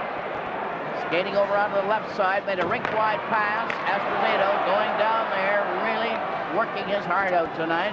Esposito center right in front, and Mahovlich couldn't get it. There's a check there when Mishakov lost his stick, and he tried to bull his way right out from the Soviet zone. It was interesting, the second that Mishakov, number 12 there, lost his stick, up came the feet to try to control the puck, and he kicked it out, and that's what brought about the offside. Most of them appear to be pretty good soccer players, the way they can handle that puck with their skates. Starchinov and Esposito facing off. He kicked it to the blue line, and it's shot down the ice by Lachenko. Park goes in back to the Canadian goal. 40 seconds left in the penalty. Up the center ice. Park over the right side. Bernoyer coming right in. He shoots. Scores! Bernoyer from Park. Absolutely beautiful play. Brad Park saw Yvan Cournoyer breaking on the right wing, and you'll see Cournoyer turn the jets on. And look at the pass, rink wide. And Cournoyer is gone, and he breaks in, good position, and he fires a good hard shot to that opening in Tretjak's legs, and it goes into the back of the net. Brad Park again, a beautiful pass on Cournoyer's stick, who is busting full speed now. And he was around Dragulin before he had a chance to make any turn at all. Assist number 5, Brad Park. The time, 1:19. 1:19. Bernoyer from Park. A tremendous goal. Canada 2. Soviet no score. And it was a typical Cournoyer effort, and he's poisoned when he goes in there fast. Puck is back to the Soviet goal. Clark is waiting for a pass. Here's a shot as the Canadian team take part on that extra goal. They're forcing the play, the jamming session around Tretjak, but they call the play. We just saw Bobby Clark try to do something that he probably does better than anybody in the National Hockey League. From behind that net, he can score a lot of goals. I remember last year here in Toronto, he scored 2 goals against Bernie Perron, both of them from behind the net, and no one could believe it at that time. Peter Mahovlich at center. Soviets are full strength. Up the center ice. Zeman had it go off the edge of a stick. Puck is back to the blue line. Here's a long shot. Went off a leg. It's cleared back behind the goal by Greasy. Into the corner. The Soviets lost it to Bill White. Passing on the left side. The Soviets get it again in front of it. Even shoots. Another great save by Tony Esposito. Canada trying to keep that puck out of their own zone. Finally get it out. Bill White playing it over on the far side. And Cashman shot it back to the net. Reese trying to cover his man. It's recovered by Shadron at center. Over to Zeman. 11. Back to Yakushev. A shot. And it's stopped. Again, no too much trouble by Tony Esposito. Canada clear the puck out. There's Reese hauled down on the play by Shadron, 19. Cashman carries it in back to the Soviet goal. Now a shot wide of the goal by Bill White. Another shot by Stapleton is stopped by defense player Lyapkin. Soviet kept the center. Again, Stapleton breaks it up. Playing at center ice. 6:53 remaining in the first half of the 2:10 minutes of the third period. Mishakov got a ride there from Ellis. He skated him off. Made the pass at center ice. Over the line. Kuskin slowed him down. Recovered the puck. Played it on the left wing. Going down there for Mihailov. Cleared in front. A shot. Another save. Scrambling right in front of the goal. Ellis was down in front with Bergen. Esposito was able to cover up. Mihailov comes down here with good control. He cuts across now. The Soviets have a good play. Look at the concentration. Look at how Tony Esposito comes out and covers it up. But the important thing tonight, Foster, is that Canada's defense is right there to help them out. Gary Bergman, Ronnie Ellis standing right on the doorstep. Ellis takes out Mihailov so he doesn't get the shot. Esposito smothers the puck. And that's Mihailov there, number 13, and he was boring in on Esposito. The checking tonight by Team Canada's forwards has been excellent. Petrov going to face off.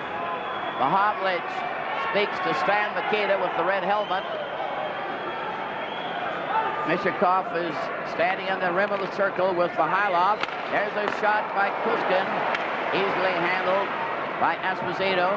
Shot down the ice by Mahovlich. Lutsenko lets it go over the line, and it's called for icing, and the face-off will be to the left of the Canadian goalkeeper, Tony Esposito. There's a good look at Harry Sinden, and he has to be a little more relaxed than he was this time in Game 1. From the face-off, the puck slides back to Bergman. Bergman starting back, shot it out to center off a body, and Kuskin, number 4, goes round back of the Soviet goal. Stopped by Mikita on his pass. Lutsenko knocked it out. Frank Mahovlich, 27, cuts all the way back into his own zone, rounds his own defense, played it out off the boards. Kuskin has it, passed to Mihailov, who lost it. Mihailov gets it again, number 13. Not a bit superstitious. Takes a pass again, and is dumped by Bergman, who moved in right underneath him. Frank Mahovlich lobbed it to Mikita. Mikita tried to go through, and they're hitting each other hard again. Long pass on the right side as Canada start changing, as well as Soviet on the go. Mishakov got it to Starchinov. Starchinov back to the goal, trying to center it out. There's going to be a penalty call on the play. The Canadian player, Bergman, was down. Mihailov was on top of him. The referee has his hand up, and it's going to be a Canadian penalty as the Soviet goalkeeper has left the ice for an extra forward. Zeman. They still have the puck. They have 6 attackers, stopped by Cashman, and this will be the penalty. With the score, Canada 2 and the Soviets no score. This is Game 2 from Toronto.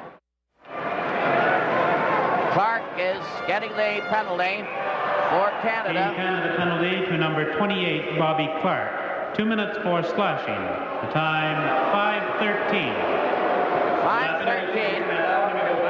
Bobby Clark, 2 minutes 35 à 5 minutes 13 secondes. That evens the penalties at 4 each in the game.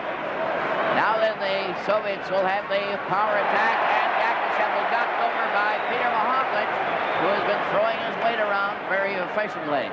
Puck slides right back to Paladiev, intercepted again by Ellis, who's out there with Peter Mahovlich. Ellis 6, Peter Mahovlich 20, Bergman and Park the defense. Canada leading 2-0. There's a breakaway up the center. Zeman gets away from a shot. Oh, and he was hurried by Park and failed to get back to that. Scores! Yakushev was standing in front and was able to meet.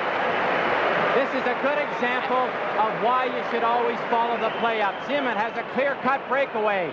He shoots wide. Now watch Yakushev park himself in front of the net. Lapierre gets the puck right to Yakushev, sweeps it to the far side. Tony Esposito had no chance. Again, we see it here from another angle. He shoots wide. He's going for that top corner. Now look where Yakushev parks himself and sweeps it for the far corner. No goalie would have had a chance.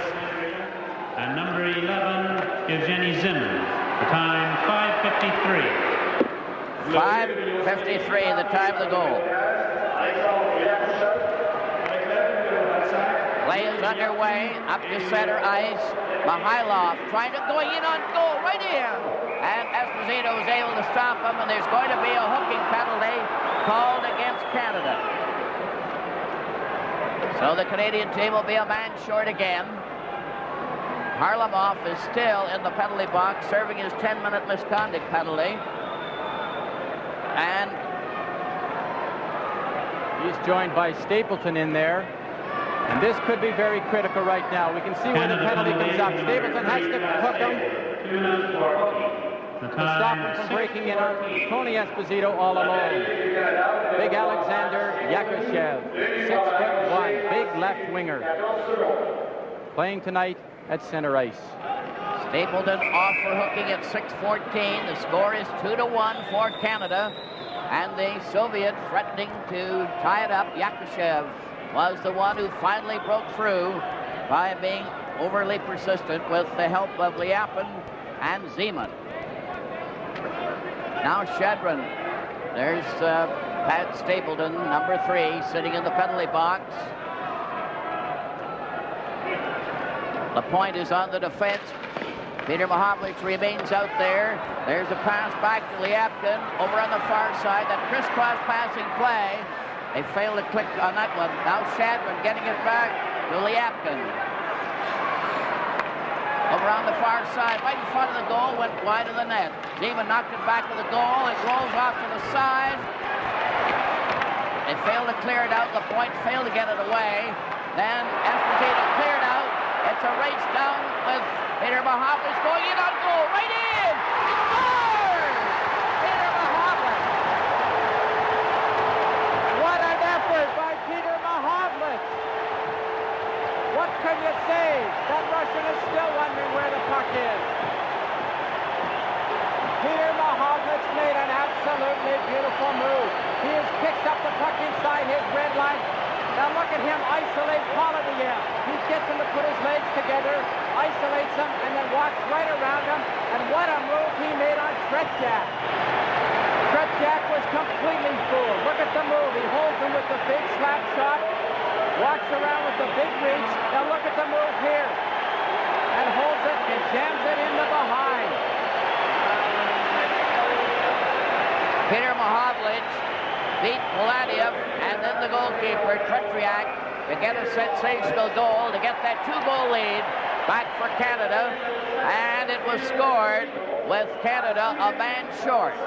Stapleton in the penalty box. Peter Mahovlich. And it's 3-1 for Canada. A clearing pass at center ice. Lichenko over the line. Mihailov cut in and couldn't get any farther. Canada shoot it down the ice. 2:54 left in the first half of the third period. It is divided into 2 10-minute sessions. Cleared pass into the corner.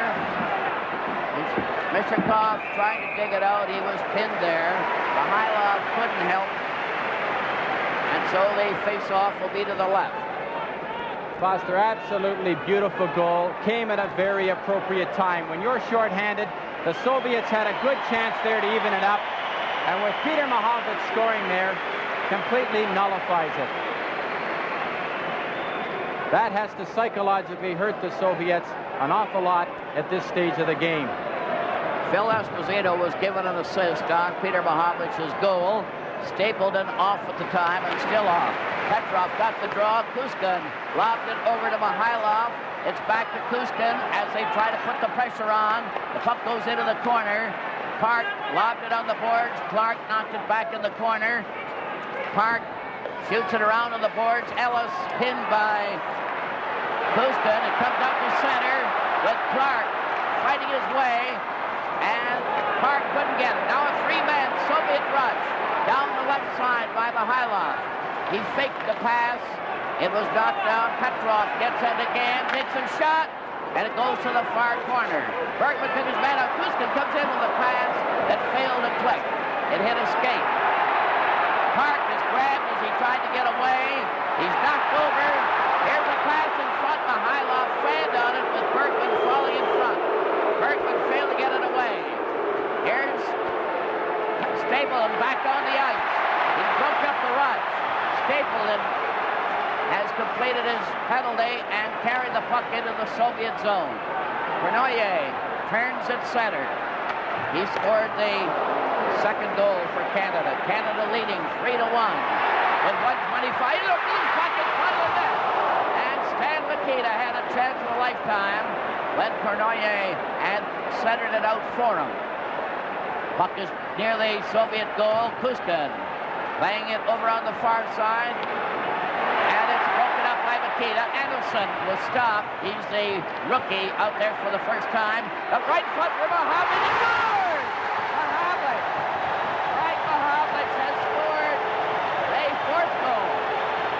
Both the Mahovlich brothers are dangerous tonight. And watch how he looks for a man out in front. Frank Mahovlich will walk right into the spot. And he drills one for the far corner, and it just catches the post. As the play develops here, they don't get it out. Makita now has deflected it into the corner. Now he's looking all the time. He misses it, comes back in his skate. Now he's got Mahovlich set up perfectly. And Frank bangs it and hits the far post and is in behind Tretiak. Here we see it again from another angle. Frank Mahovlich from Makita. Puck is cleared into the Soviet zone. Scored by number 27, Frank Mahovlich. Assist number 21. Couldn't get anywhere. Number 12, Here's the Malchin coming in, and a good save there by Esposito. Cournoyer also got an assist with Makita on Frank Mahovlich's goal. There's Cashman getting a little chippy, and at this stage, Foster, there's really no need for it. Play the game straight away. You've got 10 minutes. The Soviets aren't going to hurt you as long as you've got 6 men on the ice.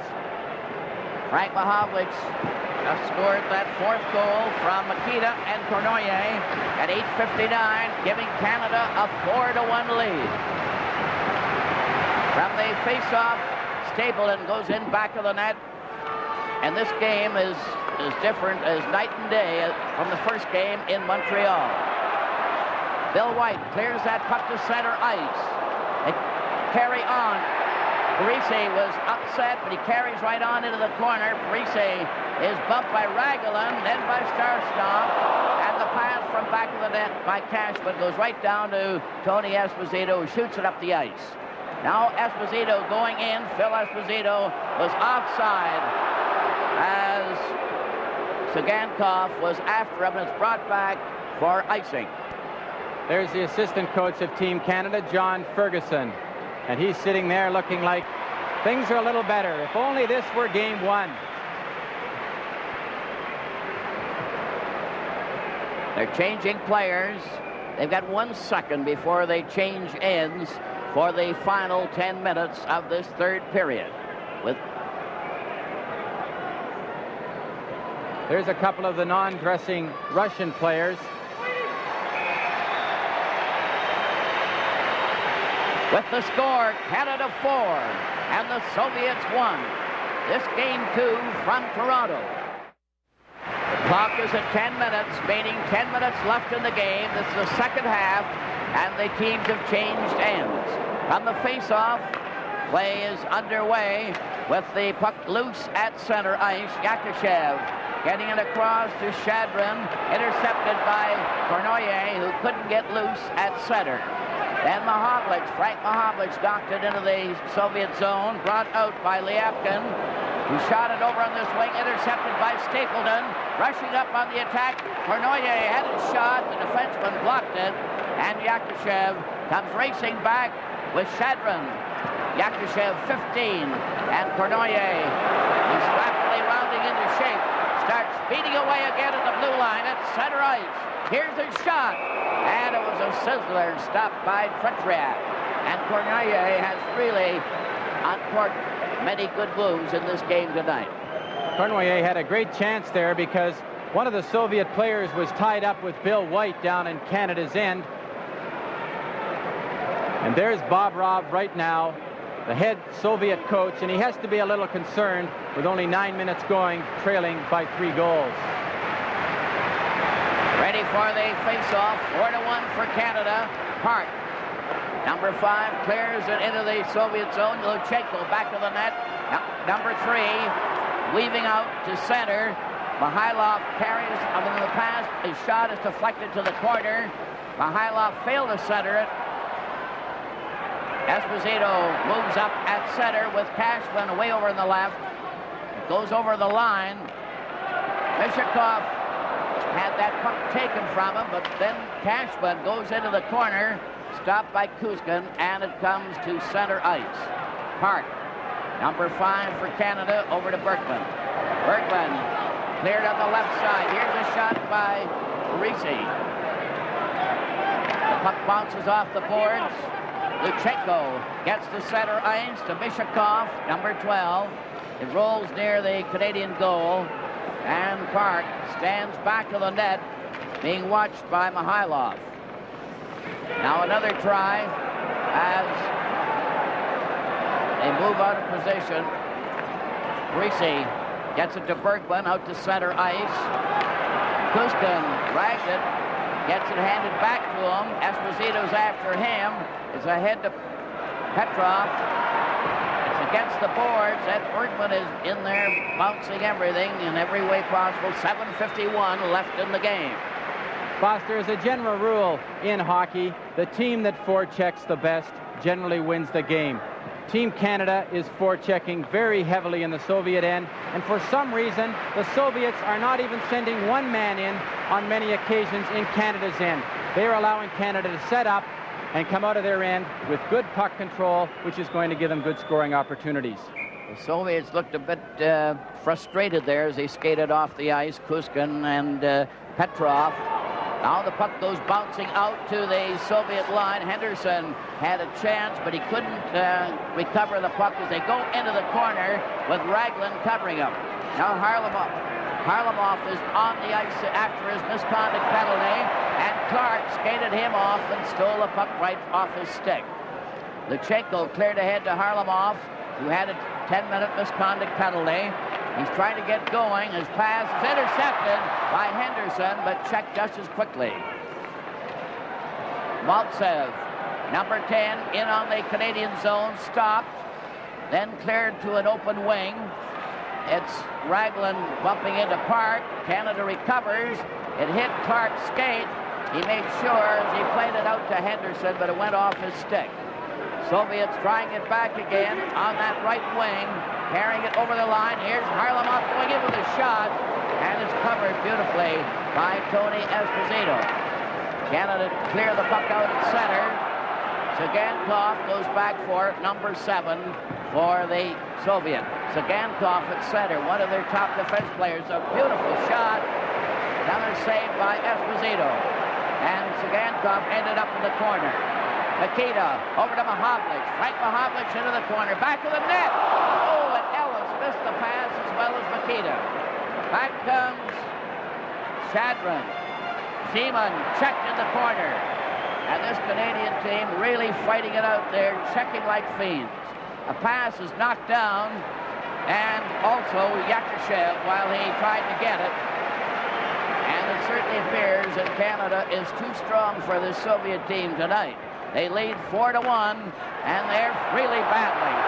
Here's Cournoyer showing great bursts of speed. Went racing up there, but couldn't get up there in time because he collided. Now Cournoyer coming up again. Cournoyer took a shot, and it nearly caught the inside of that post. Just went on the outside. Pat Stapleton knocked it over. And there's nothing wrong with the condition of this Canadian team, the way they're battling it out. Seaman from the corner. Passed on the left side. Liapkin ahead at center ice. Seaman up over the line. A drop pass without looking. He has it handed back to him. A long drive goes into the corner. Greasy is covering his man. Cashman goes in to help. Esposito breaks out with one man back. Liapkin going in. A shot. And the drive was wide. Bill White was bounced on the boards. Greasy goes back into the Canadian zone to Cashman, who lost it. Seaman clears back. Here's a shot. Stopped by Stapleton. Seaman goes into the corner. Back to Paladiev. Shooting it around back to the net. Seaman missing it. Into the far corner. They jam against the boards. Cashman couldn't cover. It's to one side of the net. They're trying to get in position. Yakushev couldn't get a shot. Now it's right to Seaman, back to the blue line, then into the corner again. Still playing tic-tac-toe with that puck. It's going loose again to Canada. Esposito, number 7, pulling away from Shadron. Carrying on, going in on the right side. And his drive was stopped. Yakushev in front of his own net, but Esposito right on top of him. A cleared pass On a change of players, Mihailov coming up over the line, number 13. Stopped at the defense. The puck is loose. Grabbed off by Petrov. It goes wide. Pushkin centered in front. And again, Esposito made a toe save on that one. And there's a fair bite in that Soviet attack yet. Pushkin goes all the way back to get it. 3:44 left in the game. 4-1 for Canada. Pushkin on the attack, and the Soviets are throwing everything in a last desperate drive. They try to keep the puck in there. Bergman shot it. It's knocked out to center ice by Henderson to Ellis. Ellis over the line. Tried to finesse his way through with Clark. Now Henderson shoots.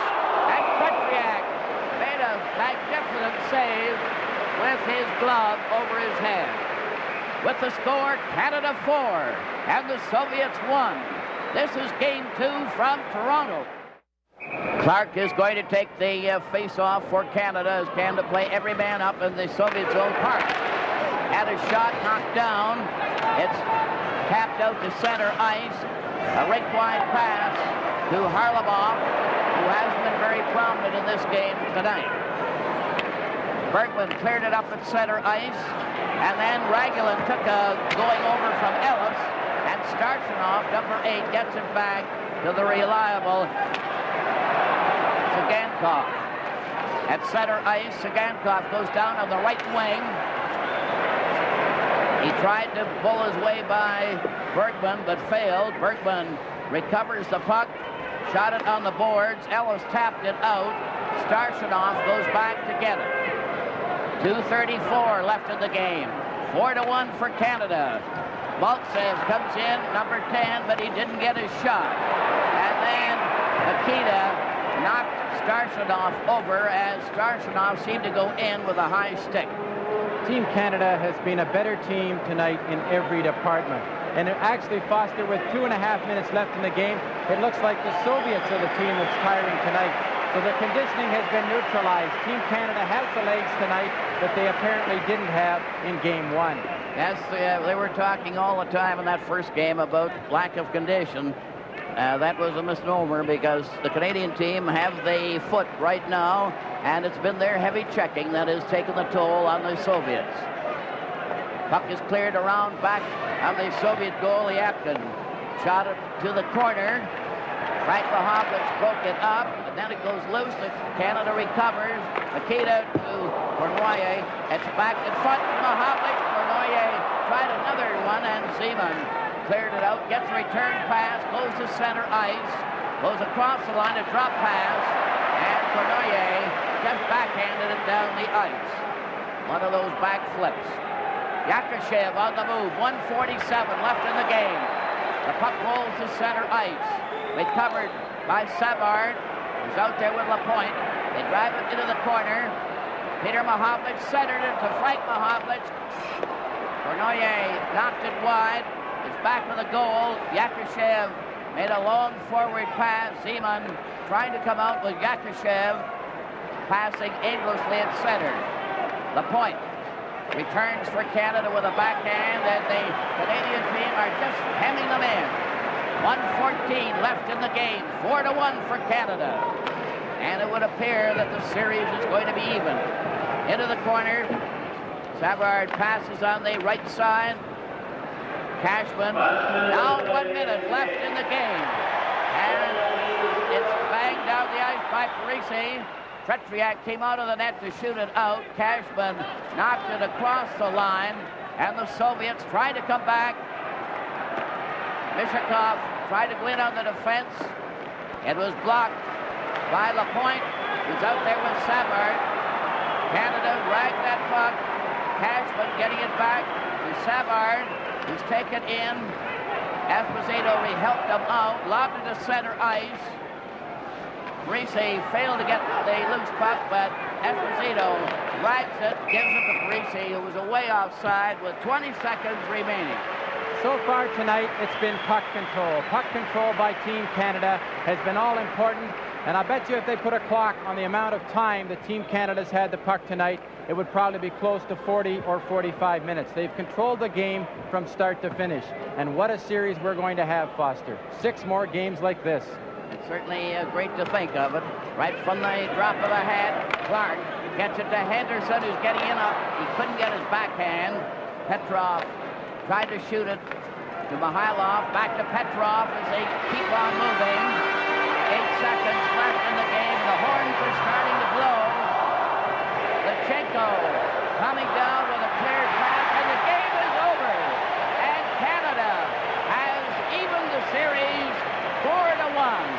And that Tony Esposito is being mobbed by his teammates. They all deserve tremendous credit on the performance they put on tonight. What a comeback after being completely outplayed in the first game. An entirely different story now for the series, and the two teams are shaking hands, both lining up and going down the line, showing an excellent spirit right through.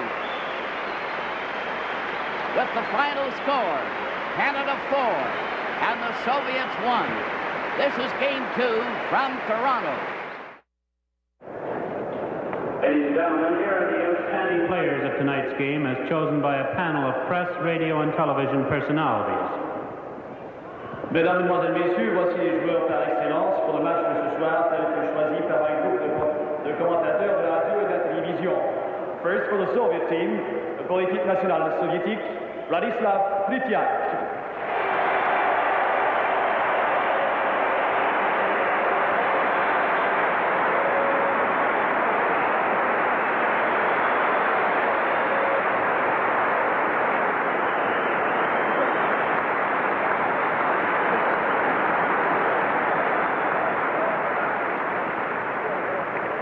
For Team Canada, pour l'équipe Canada, Tony et Phil Esposito.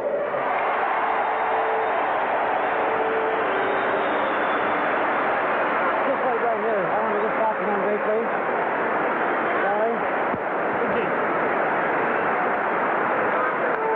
Vladislav, congratulations.